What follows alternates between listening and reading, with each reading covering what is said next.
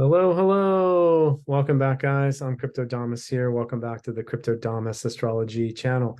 We're going to be talking a little bit about the astrology of September. It's kind of a low energy month this month. There's not a lot going on in the astrology of September. There's not a lot of big major aspects, a lot of high energy aspects. There's not any major ingresses, planetary ingresses. There's no eclipses. So yeah, it's kind of one of the more low energy months of 2023, and that's okay. After the difficult last few weeks, I think that's not necessarily a bad thing.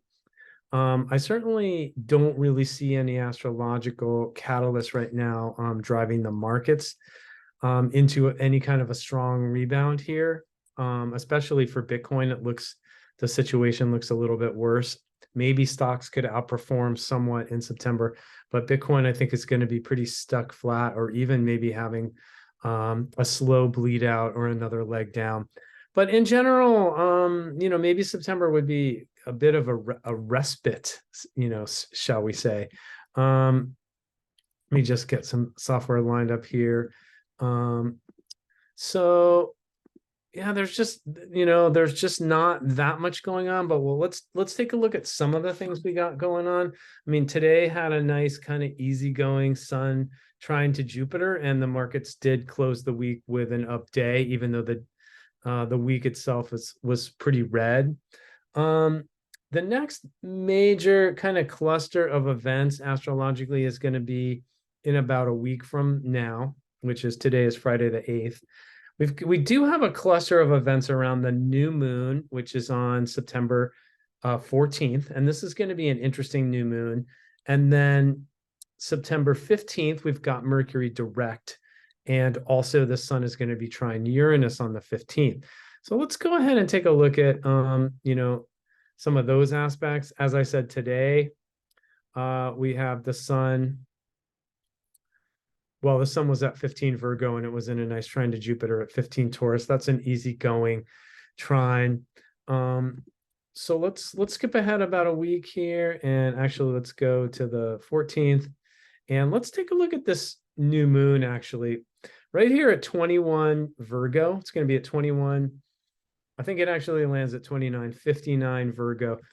This is going to be kind of an interesting full moon, guys, because it's in a grand trine, actually. It's very, very closely trying to Uranus at 22 Taurus. And it's also going to make a nice trine to Pluto at 28 Capricorn. So we've got this new moon in Virgo at 21 Virgo. It's going to be a powerful Earth grand trine between exciting Uranus.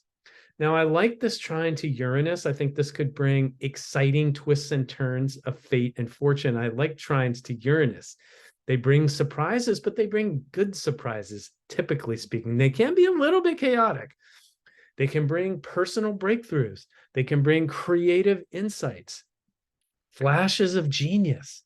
They can bring innovative solutions to problems that you're dealing with in your life. So I like this new moon trine to exciting, surprising Uranus. And I also like that trine to Pluto. Trines to Pluto really emphasize that we have a feeling of power and confidence and influence and physical stamina. This is a good new moon for physical exercise, going to the gym, lifting weights, going hiking in the mountains or kayaking in the ocean, getting some strong cardio workout to sort of like, to work with this nice harmonious energy of this full moon. Now, unfortunately, it does have one kind of more stressful opposition, and that is to Neptune. So actually, this full moon is actually in a kite configuration, really, when you kind of sit down and look at it. And that is highlighting the trine between Uranus and Pluto and the sextiles from Neptune.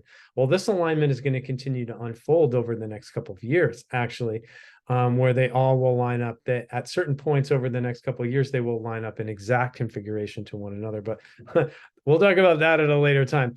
But the full moon, the new moon in Virgo is going to also be opposing Neptune, and that that could bring some difficulties at the same time. Even though overall this is in that favorable grand trine, This could bring some aspects of our life could feel discouraging, or we might feel fatigued or low energy, actually, kind of the opposite of what I was saying. So it's kind of a mixed bag, but I like the grand trine aspect.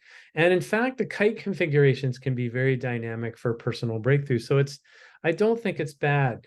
This, new moon in Virgo. Virgo is an earthy, practical sign that is very hardworking and is oriented towards selfless service to others. So this would be a good time. This is a good time to, maybe put others ahead of yourself on this Virgo new moon and selflessly serve the greater good. Now, unfortunately, one of the interesting things about this new moon is it's going to be exactly conjunct the Bitcoin Saturn. So at 21 Virgo there. So that's not particularly favorable. That is not a particularly favorable configuration there. And so I don't think this is going to be especially good for Bitcoin. You can see that new moon landing right on the Bitcoin Saturn. Saturn is typically a heavy, serious influence. That's a bearish signal. And it usually either means the market is going to stay flat in a very narrow trading range, or that there's going to be more bleeding out. So this really puts the kibosh on Bitcoin. I think any kind of major rebound in September, I'm just not really seeing it happen. There might be, some of those fake out pumps of a couple $1,000s here and there we've been seeing, but I don't think they really last and turn into a longer term uptrend. Okay, so go back here. Now, as I said, on September 15th, Mercury's going to go direct. So this long, torturous period of having first Venus retrograde between July, 22nd through September 3rd, right? So Venus is now direct. However, Mercury is still retrograde until the 15th. So this is, like I said, this is a great time for researching and laying the groundwork, getting everything together for a big project launch, or starting a new job, or making any kind of big, bold, more risky move that you would want to make after the 15th. Okay. Things are going to be more favorable for making those big, bold moves, for making a big project launch, for starting anything new, really after the 15th. And I think, generally speaking, we can say that things are kind of going to be shifting a bit more favorable once Mercury goes direct on the 15th. However, unfortunately, there's actually another problem here. And one thing that I'm really concerned about as we get into later into September, and this is something I've talked about a lot in my subscriber reports, is that I'm concerned about Mars in detriment, debilitated in the sign of Libra, right? A very suboptimal sign placement for Mars. And towards the end of September, it's going to be headed into a conjunction with the South Node, okay? This is kind of a special astrological significance. So a planet that is in a sign of its detriment is considered to be in a somewhat weakened suboptimal state. That planet, in this case Mars, doesn't function at a very high level. At its highest level, doesn't have access to the resources it needs. Now, also, when a planet is afflicted by a conjunction to the South Node, it's also said to be debilitating and weakening to that planet. Okay, this is really in particular for financial astrology specifically. The South Node really is debilitating and weakening for worldly success, for health and medical astrology, for money and financial astrology. In natal astrology, the South Node can be good for certain spiritual things. So it's not all bad.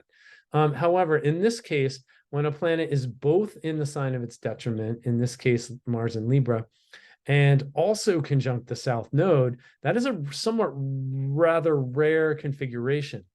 And it's extremely unfavorable because it means the planet is in an extremely weakened state. Okay.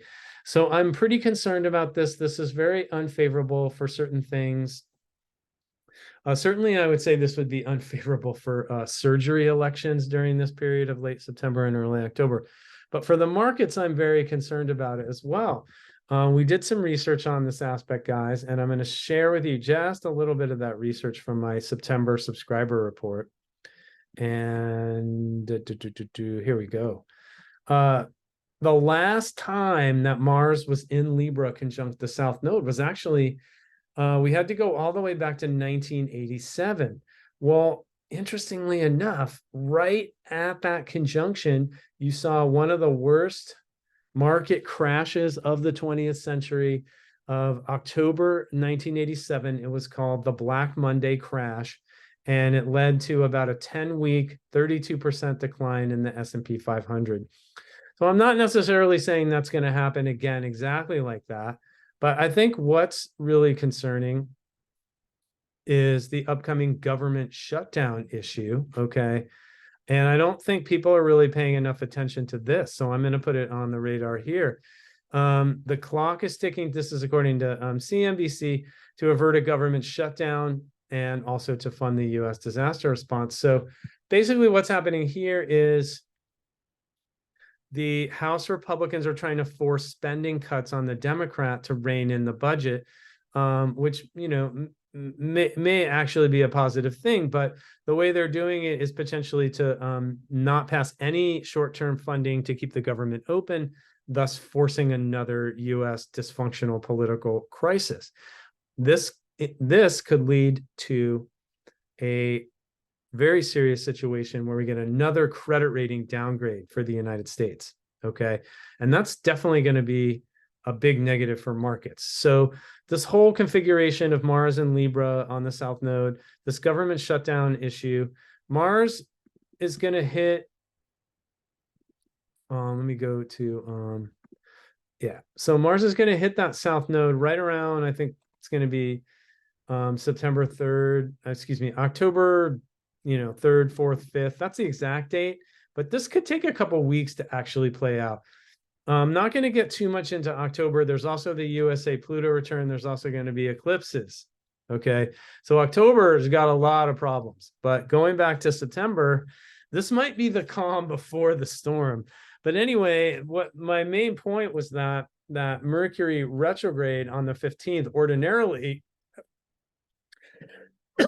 excuse me, I would have said that would have been a major favorable and finally a shift into some more favorable territory astrologically. But because of Mars's approach in Libra to the South Node, I don't think that that's going to be the case, guys. So what else is going on in September? I mean, again, not that much. The sun also gets debilitated in Libra on the 22nd. You've got a nice Mercury exalted in Virgo is going to trine Jupiter on the 25th. That's a nice favorable.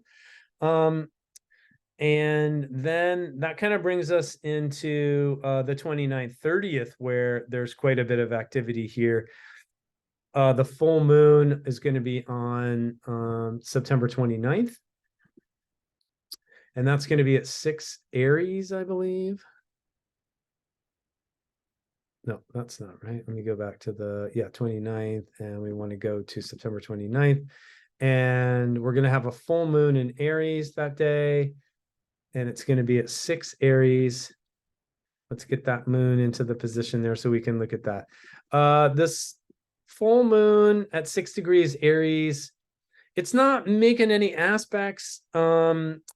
So it's really hard to say. This new moon doesn't have like this full moon in Aries doesn't have a very strong character because it's not really making any important aspects to any of the other planets. It's almost an unaspected full moon. So, however, though, there is one other dramatic aspect that day. Venus, still in Leo at 22 Leo, is going to make a square.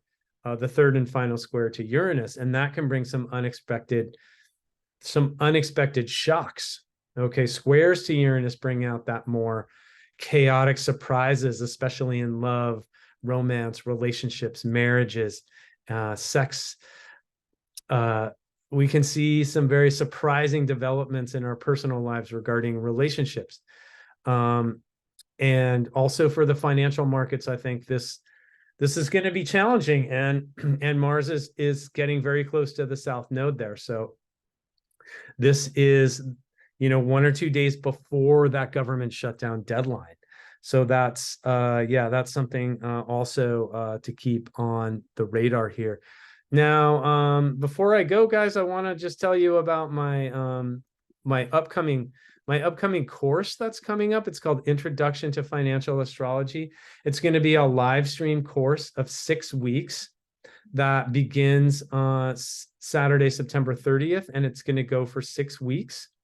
And it's going to be an introduction to the planets, the signs, houses, aspect patterns, as well as using traditional forecasting techniques like transits and progressions. And we're going to use all these things for understanding market cycles, trading and investing, and studying the larger market boom and bust cycles. So if you guys are interested in financial astrology, go ahead and check out my online store. It's crypto/damas/astrology.myshopify.com. I'm going to put that link both in the video description here and in the comment section. And that's $350. It's going to be like 15 hours, 2.5 hours over 6 Saturday mornings. Okay. Starting 10 a.m. Pacific time, US West Coast Pacific time to 12:30 p.m.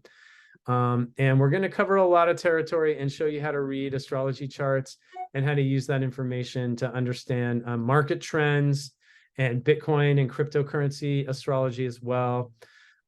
So I hope you can join us for this class. It's going to be really great. And that pretty much wraps it up. That's my kind of view of September. I think October is going to be a lot more dramatic, as I said. We've got some really big stuff going on in October. So, if September's a little bit more on the down low, on the kind of low energy vibe, enjoy it. It might be the calm before the storm. And hopefully we'll see you again in October, guys. I'm going to have a special guest on in October. I think it's going to be Sam Reynolds, a very well-known astrologer. He's lectured internationally. He's very active on Twitter as well. So hopefully we'll have him on in a couple of weeks to talk about the eclipses and the USA Pluto return. All right, guys, thanks a lot for tuning in today. I hope you enjoyed my short little video, and we'll see you next time. Peace.